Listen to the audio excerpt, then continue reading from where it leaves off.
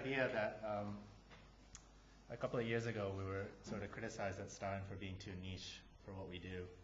So I thought we could start a series which is exactly about being niche. And also since, you know, this kind of music that we might play or be interested in, you know, could lead us to listening to some things very deeply, or sometimes we just listen to completely different music as well. So I thought it'd be nice to kind of share some of the different listenings we have here. So I've invited a couple of people to, what's this noise? Oh, thanks. I've invited a couple of people who have some very deep knowledge in very deep parts of music. And they'll be talking, giving really short presentations, and also sharing some of the music. So I'll start. I'm going to talk about Japanese underground hip hop.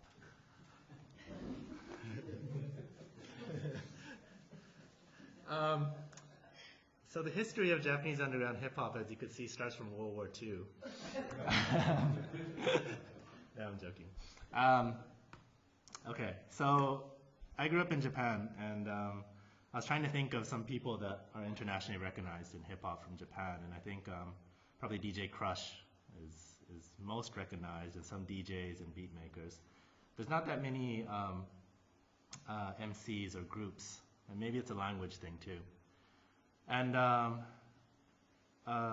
lot of it starts, like in lots of other countries outside of the US, the history of hip hop starts around 1983, 1984, when there was this movie that came out called Wild Style. And first the interests were in the breakdancing, but there was also DJs and MCs on it. And that was the same case in Japan, where a lot of people were first exposed to it watching this movie, and then they got interested. And it was really an underground sort of phenomenon. But one of the early acts that sort of boosted it to more mainstream stuff was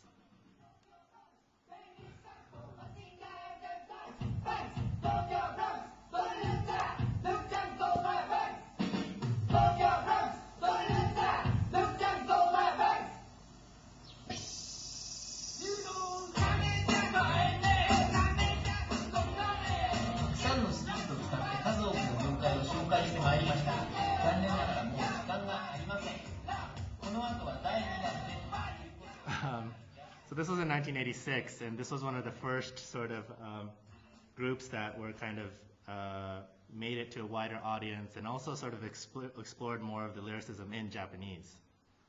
And a lot of artists in Japan kind of raised this as their initial influence. But when I was growing up, I never really listened to Japanese hip hop. I was listening to hip hop. But for me, there was sort of a big boom of hip hop, and the most stuff that we were hearing was stuff like this.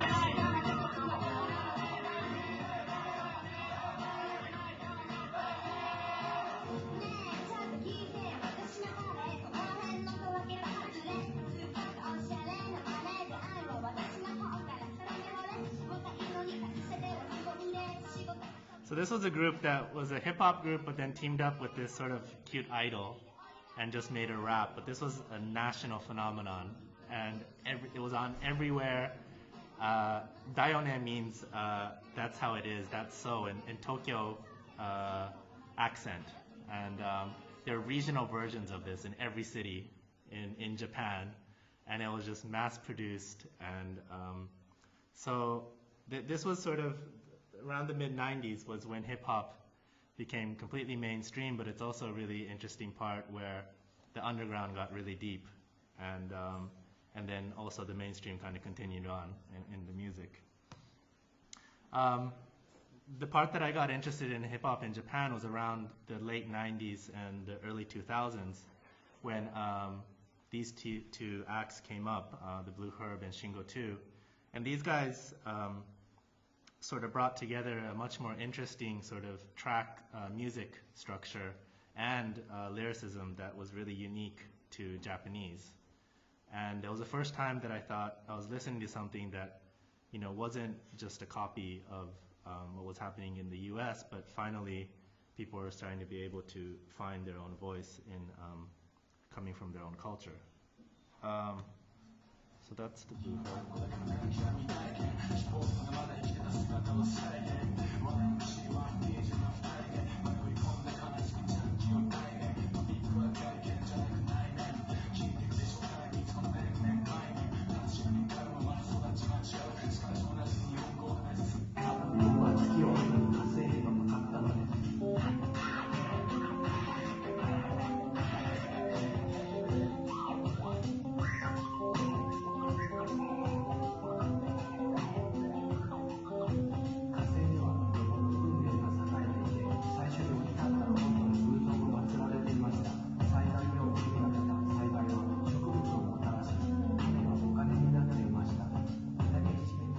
So these guys really brought together sort of a really unique way of making music, which the tracks and the structure of the music was unique, and also the lyrics that they were talking about wasn't just all about commercialistic stuff or consumerism, but really talking about daily life or what they were living through, which felt much more true to hip hop than what you usually heard on the radio.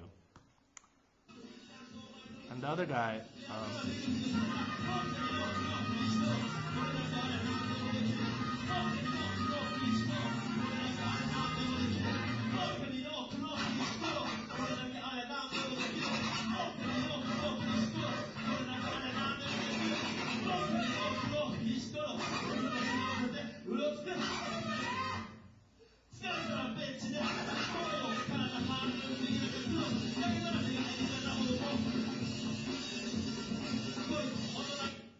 so ECD is another really important figure. He was actually started from the mid-'80s and just continued on his own thing. And basically those three acts sort of influenced a whole new generation of younger MCs and groups to come out, which kind of consists of the underground music in Japan today. And so these guys are sort of representing the music there now. They're all sort of in their early to mid-20s, and they really take some influences from the earlier groups, but also trying to think of sort of a unique Japanese style of hip hop.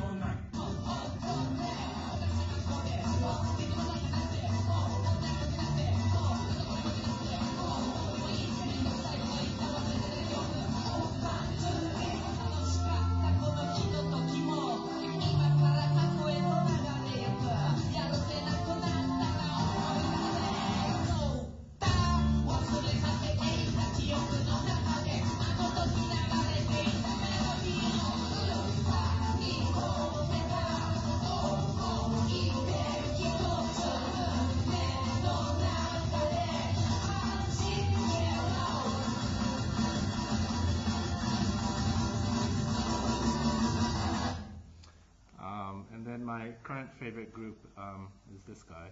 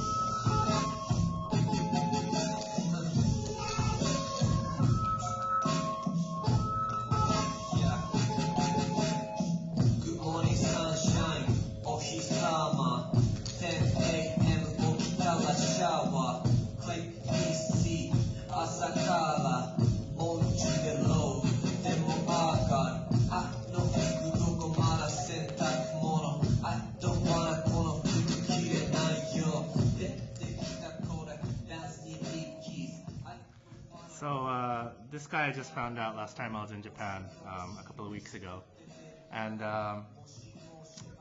he's somebody.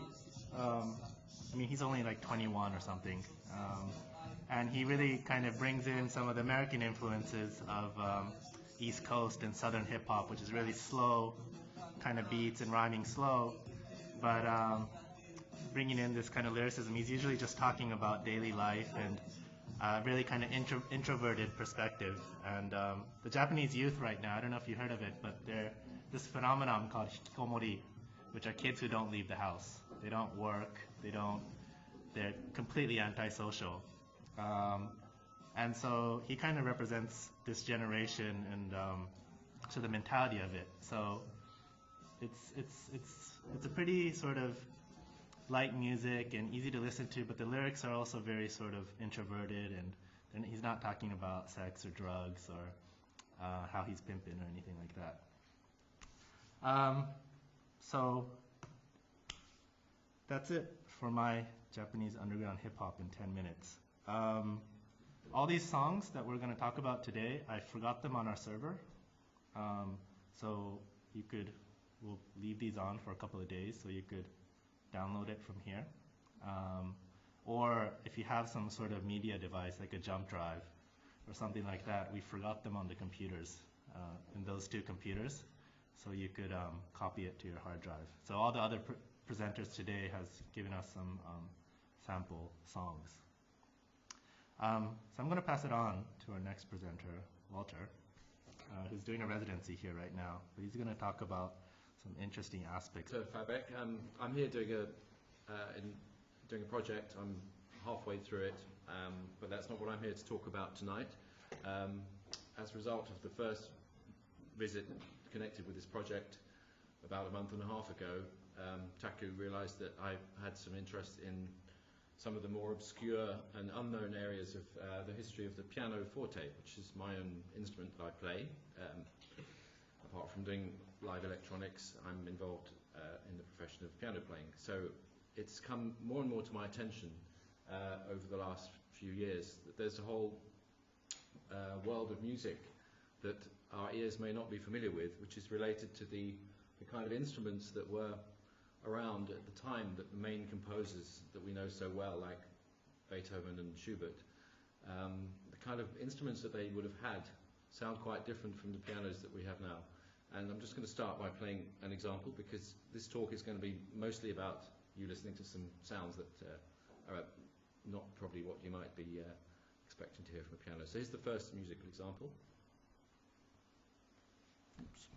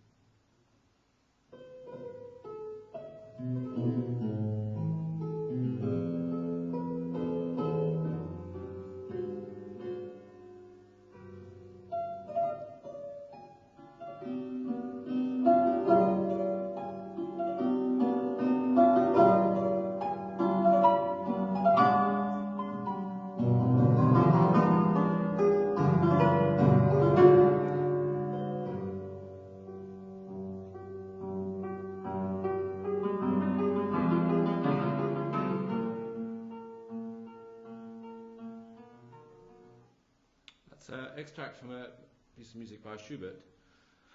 And when I first heard that particular recording, it changed my mind about the rather specialist area of what we call period instruments. That is, instruments that are actually not being modernized and brought up to the highest sort of technical quality, but actually preserve some of the characteristics of being under development.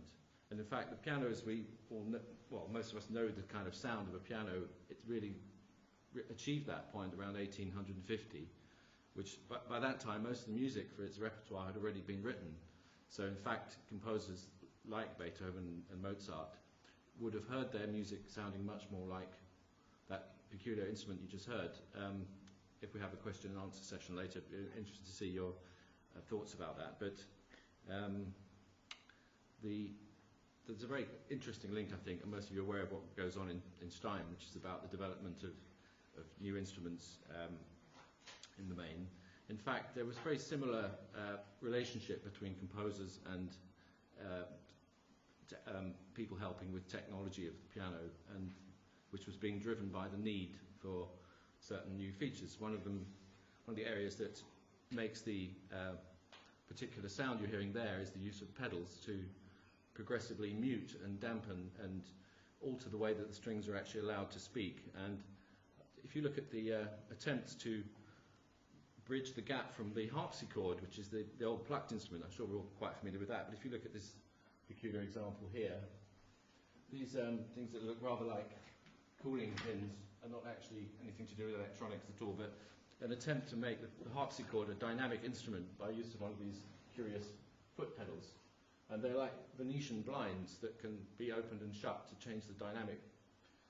It never caught on, in fact, but that was part of the attempt of the progression away from the fixed volume of the harpsichord into the more responsive modern instrument like a piano. Here is another strange version of a piano, an early piano rather, which, as you can see, where you'd normally find the pedals on the floor, these are actually operated by the knees underneath the keyboard. Rather awkward way of playing. And in fact, it was Mozart who requested to his engineers that they put the pedals on the floor rather than being operated by the knees.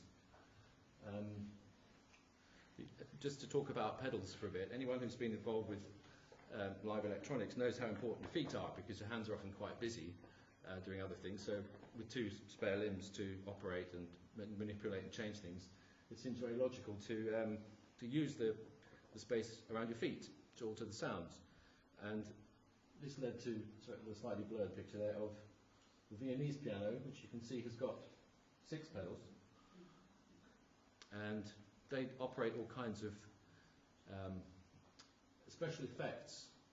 There were bells and muting effects, for example, a piece of soft paper which could be placed on the strings to imitate the sound of a bassoon. Unfortunately, I don't have recordings of those things tonight, but show a few more examples. Just by incredible coincidence, the day before I came over here, I was scanning an old book a book about the history of the piano, and the next day I stopped by in Brussels to visit my relatives, and they took me to the piano museum, the musical instrument museum in the centre of Brussels, where I saw the very same instruments that I'd scanned from the book the day before. And there's the piano with its 6 pedals. Unfortunately, you're not allowed to play them in this museum, but I gathered that looking inside that piano, we find something rather unusual. There's an there's a bell, like a bicycle bell, and various objects to place on the strings in the head of John Cage. I'm sorry, out of focus. Is that triple course or double course? There are 3 strings in each note there. Yeah, that's a good observation, actually. Sorry it's out of focus. iPhones are pretty rubbish at taking pictures. Yeah, I can see 3. Okay. But I'll talk a little bit more about that after the next music example. So this is all the music examples I'm playing tonight are from the same instrument played by the same person. It's Andreas Steyer, and he's playing on a particular instrument of the time, which I'll talk more about, although I'm not a great expert on the forte piano. Here's example number 2.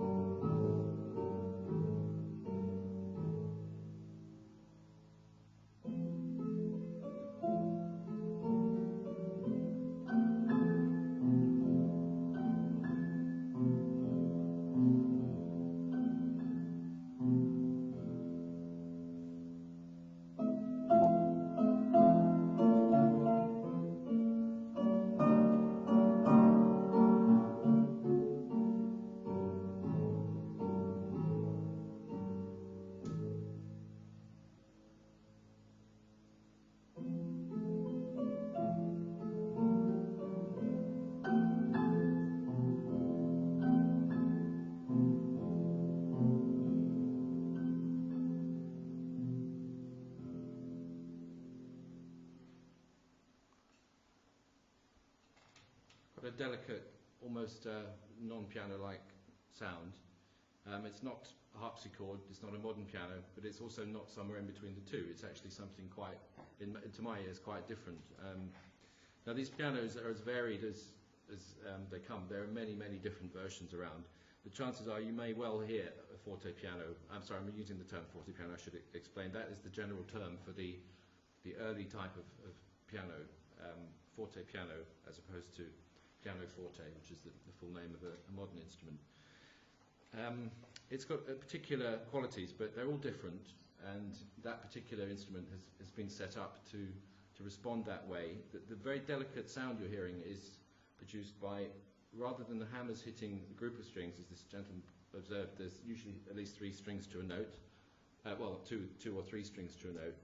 On a modern piano, the left pedal moves the whole operating action so that the hammer only hits one of the strings. It misses out 1 or 2 of the others. And that amount can be adjusted. But the effect on the tone colour is quite profound, and it's much more than just a soft pedal. And that's something that seems to have been a little bit overlooked in modern piano design, this very drastic change of colour. All the examples you've heard up to now have been using that left pedal. It's called the una corda pedal. And on a modern instrument, on a good quality instrument, it can actually best be set up to produce quite a radical change of the tone colour, depending on how much the hammers are moving and how much they miss the main part of the strings. And that's really, in an essence, what you're hearing when you hear a piano is a combination of an impulse and a resonance of the string. And it's those two things that are responsible for the colour, the way it's hit and the way it's stopped. And the other main sort of area of playing with the natural sound is to apply different levels of mute to the strings, or to let them ring undamped. And the aspect of that, which is sometimes called the loud pedal on the right foot, is also quite progressive. It's not just on or off. And on a modern piano, again, if it's well set up, you can actually be quite progressive with that. And if you go back to the early pianos, you realise that aspect too has been quite was in a way more sophisticated than in the modern commercial instruments.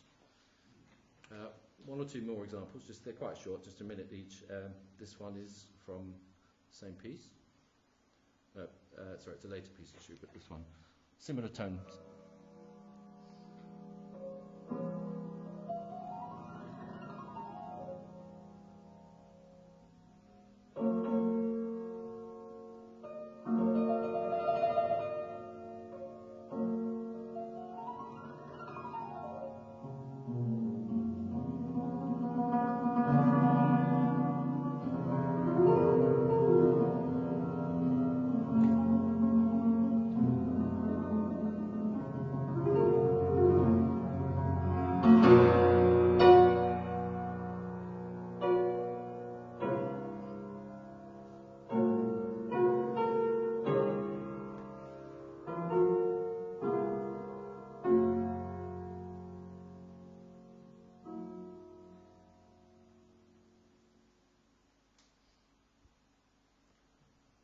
And finally, just to conclude,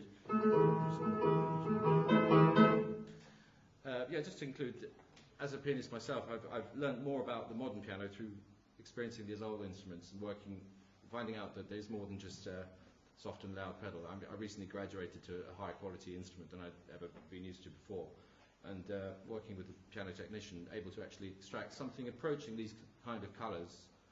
They're in there somewhere, you can just dig them out. So there are people who record this music full time and do nothing else and specialise in the early instruments, and that's the kind of niche area that I've been talking about today. Just one more example is slightly different in character. All the others have been quite slow and with the muting and the softening of the attack on one string. The next final version, it's just 1 3/4 minutes, is from a slightly more up-tempo extract, which I'll play. All these pieces come from Schubert's late piano works, and they're played by André Steyr on a forte piano of about 1820.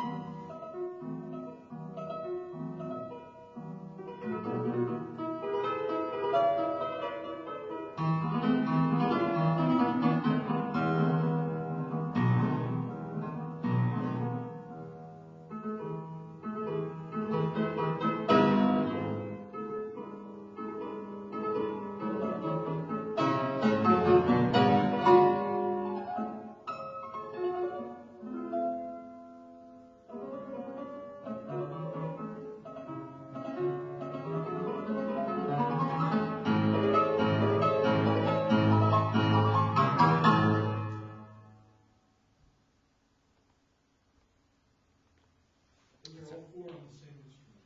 Yes. How many pedals? As far as I know, that instrument was this one, the last one I showed you. I can't actually be definitive about which pedals are doing what, but I would reckon that's about 4 pedals, and at least 2 of those would have been different types of lute, stop, or muting on the strings, plus a sustain. So I mean, I find it quite an interesting parallel to draw between the use of effects pedals and I don't want to go on too much about the feet aspect of it, but it's quite interesting how that was around before. And certainly the context of pedals before the forte piano was the organ, in which case it's all about tracks and stops, twists and things like that. It seems like it's a kind of natural thing to kind of go in that direction first, design the piano, and then go more uniformly later when it develops as a stylistic use. Well, of course, with the organ, the pedals are actually playing notes as well. But I mean, like all the control here and so on. Yeah. Yeah. You could argue that the lute is basically a straight cop from the sort of the old boys cabinet Yeah. on track, on all And track. don't they have all these stops underneath where your knee, I don't know, your hands and your knees operate those. On the organ, you mean? Yeah. Oh, yeah. Really big organs, they have all these. Or big plunges across the top. So that's a kind of hybrid. It's like a piano, but with registration like an organ to make drastic, quite big changes. Again, I only had a few minutes in the museum, so and I couldn't play it, but I would imagine that's. From a physical standpoint, that's probably the easiest way to that's probably the easiest place to install them in terms of the mechanism of the piano. Yeah, but in terms of playing, it's quite illogical to have to stop. Yeah, sure. But that was the way.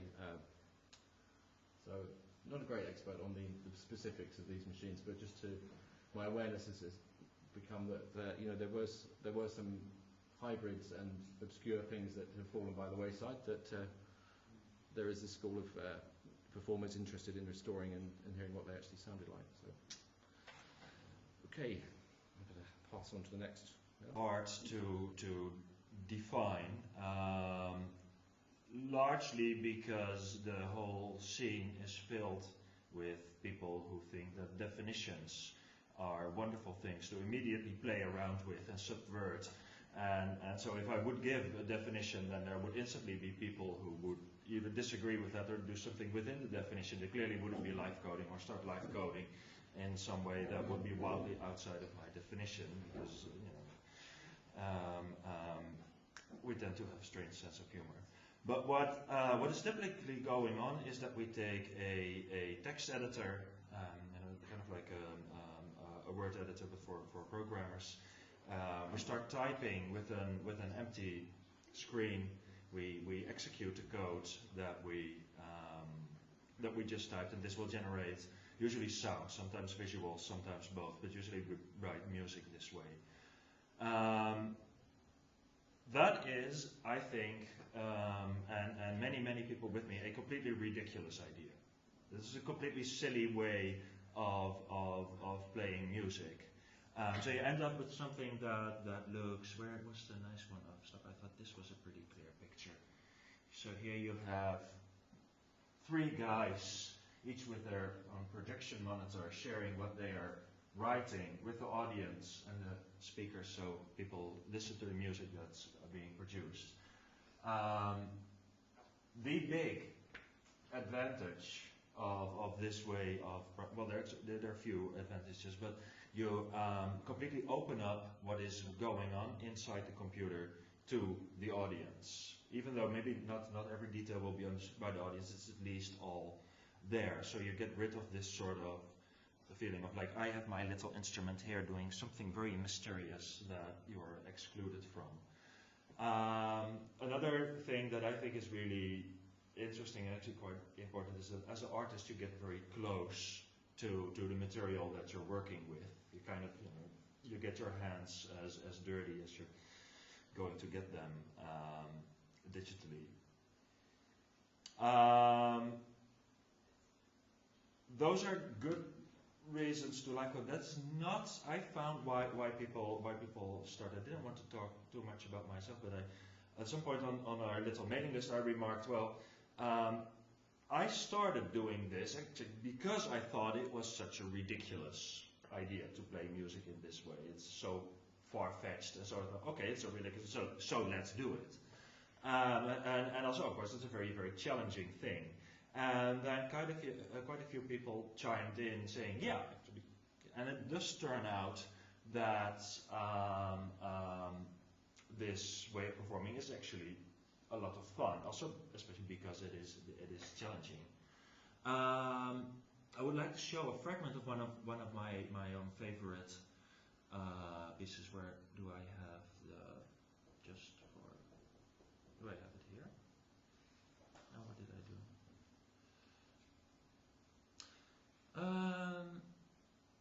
Oh, here's at least one. This is a performance by Alex McLean. It's not the one that I was looking for. He starts here. Do I have sound? Alex is quite inspired by dance music, club music, and this particular performance, it is actually was broadcasted over the web. So he's doing this at home on his sofa, and the lines below here are lines from a chat session. People watching this live, seeing him program over a screencast from his screen and listening to the audio. I wasn't in the chat session with this one. There was another one where I was there where people also requested that he use certain samples and gave the URL, so Alex incorporated those into his performance. So this is a completely different way of performing and interacting with the audience that wouldn't be possible easily with other instruments. So I'll fast forward this a little bit. The overall recording is quite long, but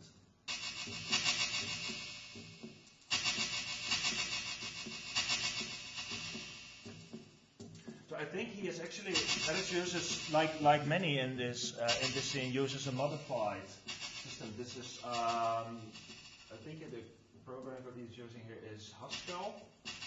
And he has another system running in the top right corner, which he uses to based on text, reprogram his drums, because Alex is very fascinated by text and the way that text works.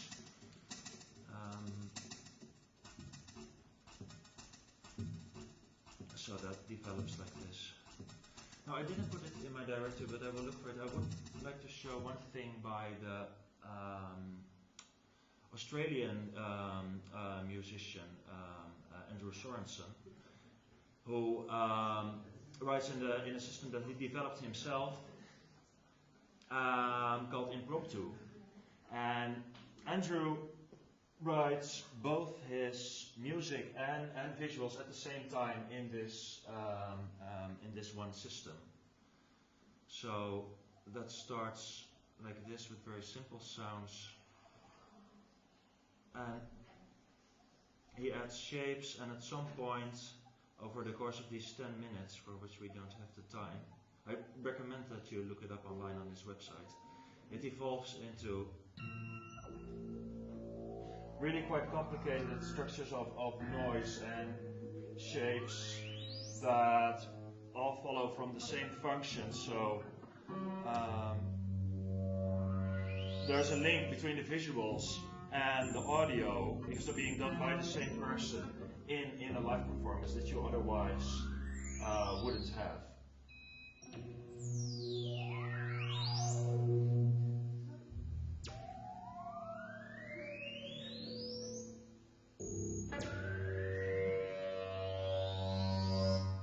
So even if you don't get all of this code, and I definitely don't get all of this code, the link is really strong and really clear here. The link between the performance and the result, but also the link between audio and visual in a way that I think is really quite unusual and not found in other forms of performance. So what else did I want to show? Yeah, we have a set of. Does this fit on here? Yeah, this is the set of rules that is kind of used as a.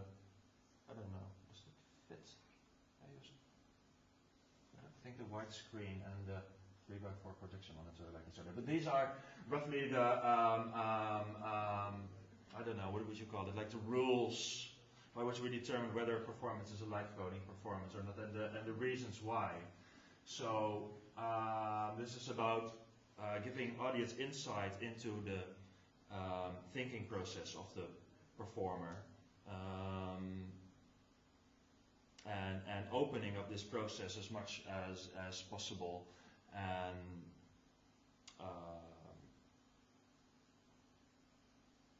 yeah, I think those are the main things. And also, of course, there is an enormous element of danger to this, in that if you make a typo, then your whole program can get stuck, and that will, it'll at least be the end of the song, possibly even at the end of that performance. It seems to me, in a way, that if we're going to use laptops as instruments, that this is a sort of very natural way of doing that. Here is a screen grab from a performance by Marije Bouwman, which she actually played this on a Greyhound bus.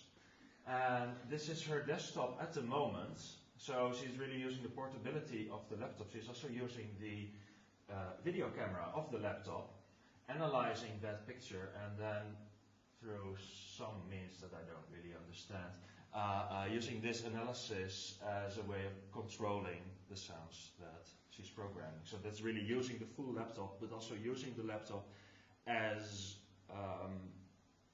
the calculator that it really is. It really faces the computational nature of the computer, and uses all of these, pretty much everything that's built in the laptop, so audio output to keyboard. I think she uses motion sensing quite a bit, uses the camera there. Yeah. I think one of the big issues with this style of performance is that while it does turn out to be really challenging, and kind of because of that, a lot of fun,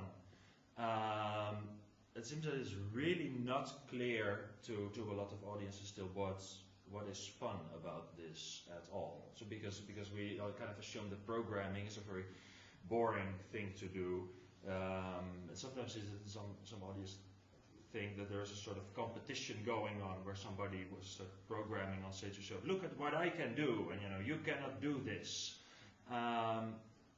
This is a bit odd feeling, like claiming the programmer would be arrogant, which I find a bit of an odd thing, because if you see a very skilled pianist on stage or guitar player, then he's likely doing things that you couldn't do either, but nobody accuses them of being a show-off. Maybe some pianists accuse, but and what I think will be important for developing the live coding thing over the next years is to try to clarify this to audiences. What is where the excitement in this lies, and also making it more accessible. There have been attempts at turning live coding into a sort of competition between people, like the turntablist competitions, also using 6 minutes bouts, which is really, really short to set something up in programming. I think that's roughly what I want to say about this. That simply kind of I have 5 songs for you on the server, but it's really hard to say. Well, it sounds like this, because of course the computer can sound pretty much like anything. I try to be representative about that. You include one very old piece, and different style modern ones. You've got a question? Yes. Curious how you think about like interfaces? Yeah. Because as a live coder, you're using the keyboard, right? Yeah, primarily. Yeah. Yeah. Which is probably useful because it has the letters, and, Well, if you want to type, then keyboard right. is quite essential. But because it's time, right? Yes. Have you thought about maybe trying to make new controllers actually for live coding? I thought about this actually, because there was one of these, we actually do have disagreements about what live coding is and isn't, and somebody posted to a section on Wikipedia that there was a contrast between live coding and DJing, which I really don't think is all that clear. If we accept laptop DJing as a part of DJing, so kind of put aside the turntables in the definition of DJ, then I really don't see why live coding couldn't also be DJing. And I immediately proposed that if somebody else claimed there was a contrast there, then I would take the clock.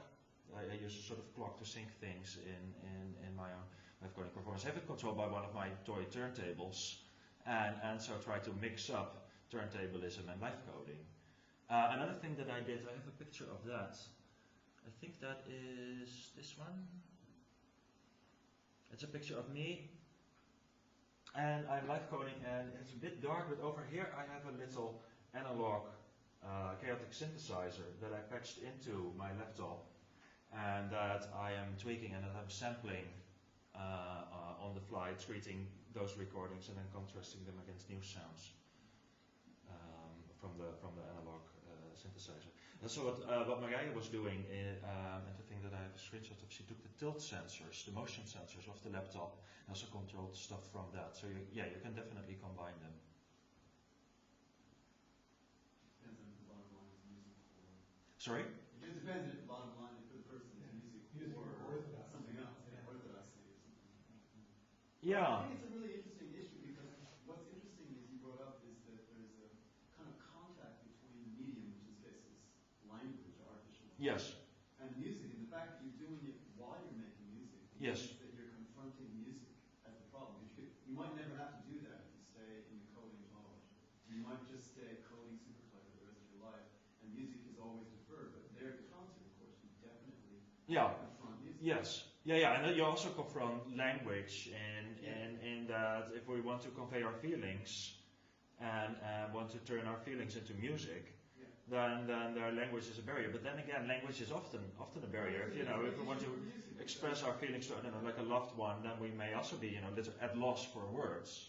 Yeah, well, no, but I think it's fair because don't forget we do have a need for a new representation for music because of all our electronic instruments. Yeah. Clearly, traditional code from musical representation isn't adequate to describe musical stuff that's done with computers and electronics. And so we, at least, maybe a pianist doesn't have this need, but we as electronic musicians have a need for a new representation. Yeah. And I also, that is what I wanted to address. That's a good point. You guys are actually confronting the head-on in a way. Yeah. This Definitely, and of course some of this is a very serious form of performance, and in another way is a kind of a challenge of seeing where it goes wrong. Well, exactly. But I do think that actually it is not all that far-fetched because we do have known pieces meant for acoustical instruments that are largely rule-based. In a way, code is rules. In terms of the representation, you don't have to justify it on any other basis except. But what I'm trying to say is that actually, in a way, it is a quite natural thing to do. If you and me and some other people would be in a band, and I have an idea for a piece, then I could say, well, I will start playing this on piano, and you on bass just follow the chords that I'm playing on the offbeat, and then we see where we end up. Then I'm actually giving you a set of rules.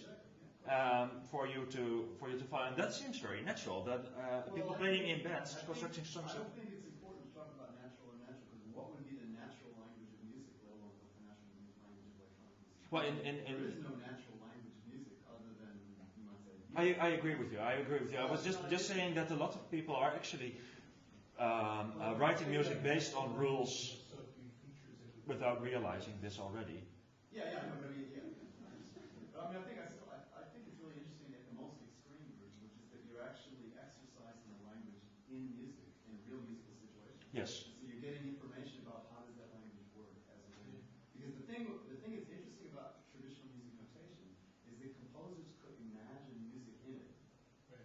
It was a language for some few people who really understood this in a way that they could actually live in a world which included imagined sound, I presume, imagined images of sound and images of representation. Yeah.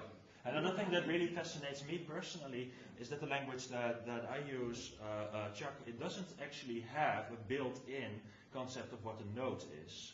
While if I would be working with a normal electronic music system, even my own sequencer that I wrote just for myself, then it has a preconceived notion of a note. And if I want to use a note in this kind of thing, I will have to define what a note means to me at that moment in that context. And I think it's dangerous to always let other people make that choice for you. They're from London when you read Yes. without hearing it, you can imagine some. For Chuck, I often can. Other systems, no, but that is kind of the same thing with when I read something in English, I will pick up feeling of it. When I read something in French, I can probably kind of make out a general kind of topic. Yeah, but not to the same degree that like expert pianists will be able to sight read and then hear it in their head.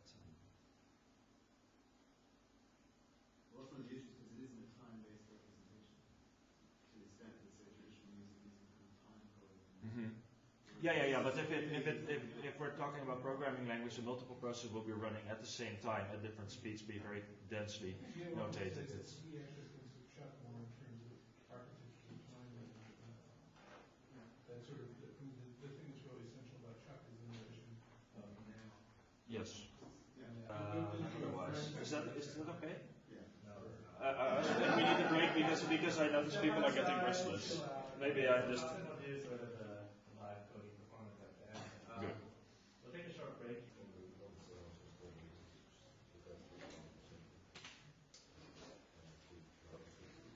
Check 1 2. Check 1 2 1 2. Rolling. Hello, Stein. Hello. This is not a Skype video chat. This is a recording. Hello. Hi. Welcome to my little part of Niche Music 2010 at Stein.nl. I'm going to show you some videos from a kind of loose-knit scene back in my hometown of Melbourne, Australia, where I grew up. It's a bunch of musicians that, well, they're kind of linked and they're kind of not linked. They share a intense aesthetic, visually speaking, musically speaking. They share a direct will to attack the audience or interact with the audience or communicate with the audience. They are listening to Snoop Dogg in one ear and Napalm Death in the other.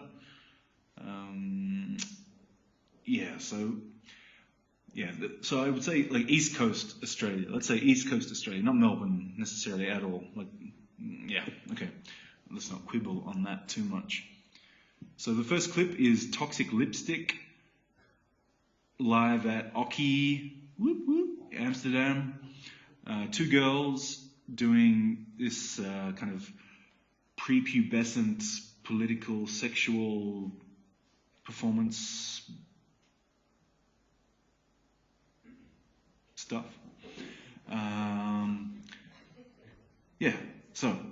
Toxic Lipstick, Amsterdam. 1 minute 52. Pause me right now. Really? Because I didn't like you very much. Oh, putting it in. Let's put it in. This is all about putting it in. Can I teach you? I'm sure a lot of people can speak English, but can you speak Australian? I can. This is all about putting it in. Say, if you meet somebody and you think they're really cute, and you want to have sexual intercourse with them, and you want to have sex with them, all you have to do is tap them on the shoulder and say, "Excuse us, wanna put it in? Wanna put it in? Let's put it in!"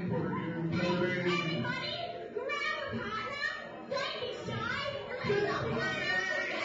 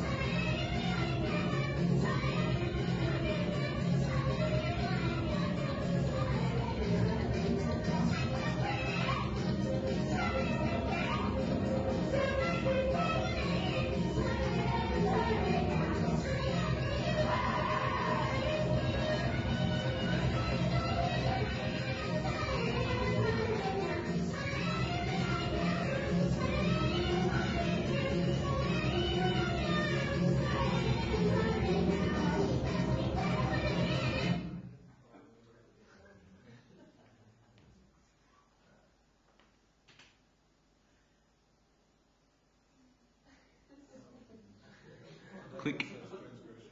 All right, good. It's working. The next video I would like to show you is by a guy called Eddie, aka Clickjaw, aka Kate, aka The Museum, aka Syringe Stick Up Mama. This is a video live at the Tote, a long-standing old rock and roll venue in Melbourne. Yeah, Eddie's show is an audiovisual show that combines this breakcore, growling vocal delivery with critical comments on the state of Aussie hip-hop, on the Greek riots of 2008, on Indigenous issues, Australia and elsewhere. And yeah, really powerful performer. Yeah, awesome. Try and catch him whenever he's in your town or neck of the woods. Syringe Stick Up Mama live at the Tote, 3 minutes and 12 seconds. Cut.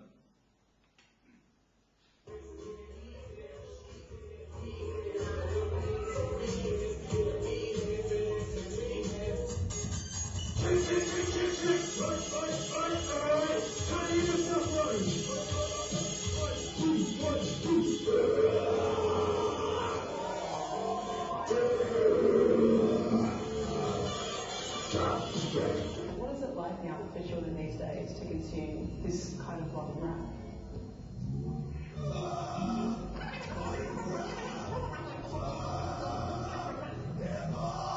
Big it up to just things over there, like it's just absolutely, I mean, what do you think? Regulated revolution, assholes with air of fucking soul. Put down your mum's stomach, you want to keep on to make a thing, so many all these and the land was left with no boring and playing, so we got Nancy, she wants to fuck. Fucking do that, mate, you're a fucking veteran. Fucking do that, fuck Triple J. Fuck Triple J, remember, see your day, September, and hold your ground.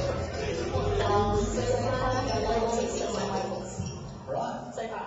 Right. What's your favourite one thing? That is into rapping because I'm a hip hop dancer myself, so I'm surrounded by people who are like, you know, freestyle rappers or DJs or dancers like b-boys and stuff, so I think in that sense we have something in common.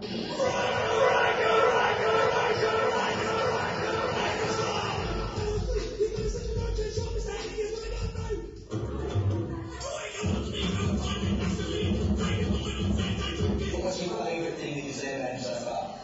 I don't mind a bit of rapping myself.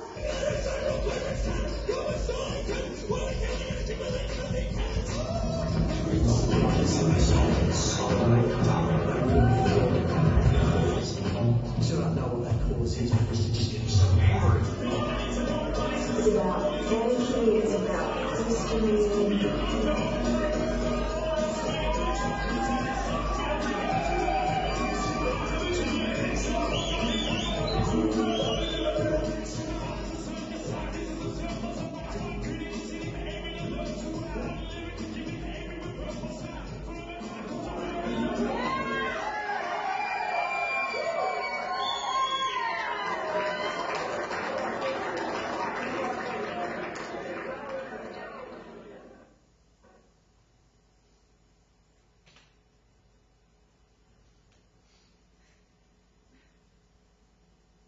Yes.